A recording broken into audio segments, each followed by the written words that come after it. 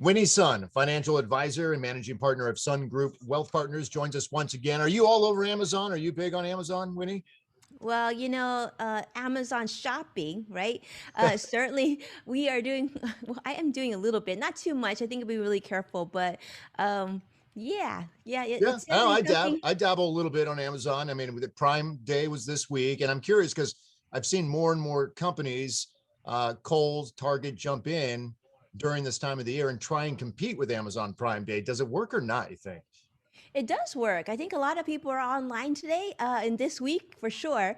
I gotta say, typically if you're in the office place and you see other employees kind of surfing the web, this is where everybody's sort of online. You're seeing this across the board, like Kohl's, Best Buy, even Costco. I saw is doing a special member sale as well.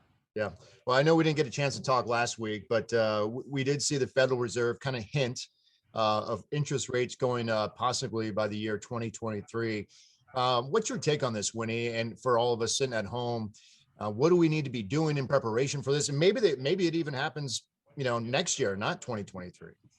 That's a great point, Mike. I think a lot of people were surprised that the Fed finally came out and gave this disclosure, if you will, that interest rates could be coming up sooner rather than later. Honestly, my phone was off the hook.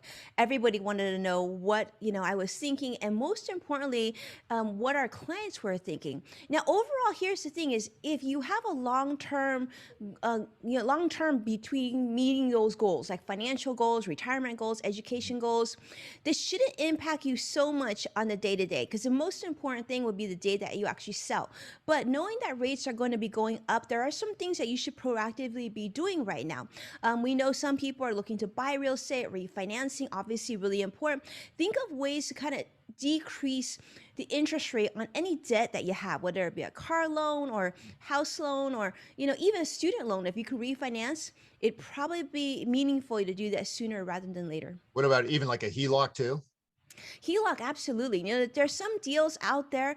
I would say mostly HELOCs are at larger banks these days, but it doesn't hurt because you've got two things going in your favor. Real estate has appreciated. So in many cases, you can set up a larger HELOC than if you had an older loan, right? But Yeah. make sure there's no prepayment penalty. And more importantly, ask for the better rate, because right now you should be able to get still very low rates on your HELOC, and just set and forget it and keep it on your house.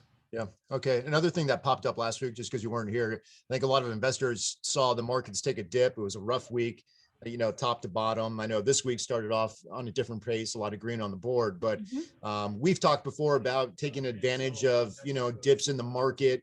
How can we take advantage of a dip now if it's going to be going that way down the road?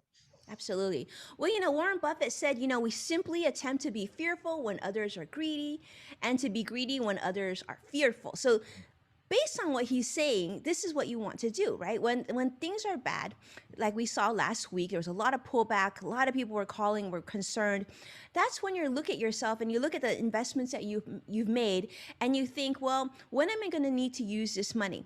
So if it's many years down the road, maybe there's opportunities for you to buy into the positions that you feel comfortable with long term, right? Yeah. An ETF, a well-managed mutual fund would make a lot of sense. The other thing is, if things continue to get rocky, understand that volatility does go both directions, both positive and negative. We saw that last week, right? One of the worst pullbacks since October. However, this week, obviously today, the market's doing great. Was it the same market that we had last week as this week? Yes, but it's just how we feel. So stay invested, make sure you're diversified, and most importantly, when you get nervous, don't freak out, find help, and talk it through. I think there's a Wall Street Journal article that talked about recently how a lot of Americans right now are, quitting their jobs. And when I say a lot of Americans, and when I also the age group, more 60, maybe 60 to 5. So you're close to retirement, maybe, and you're thinking about it, and you're just like, I want to spend more time with my family.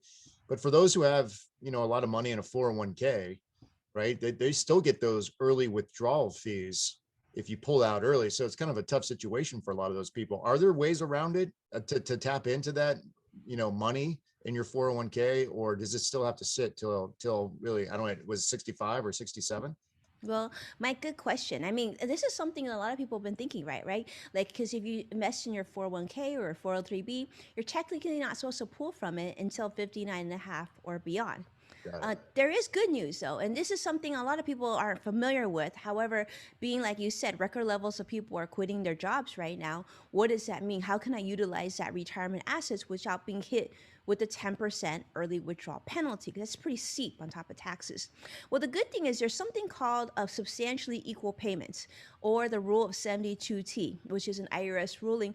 However, that being said, it should only be used as a worst case scenario if like this is really all your money and you flat out have no other income. Then you can take from it. It's a schedule. So Mhm. you would sit with a financial advisor, a professional, make sure they calculate for you properly, and then you'll take a systematic withdrawal from your retirement every single year, every single month, for example, a set schedule. If you follow that schedule that the IRS approves, then you don't have that 10% penalty.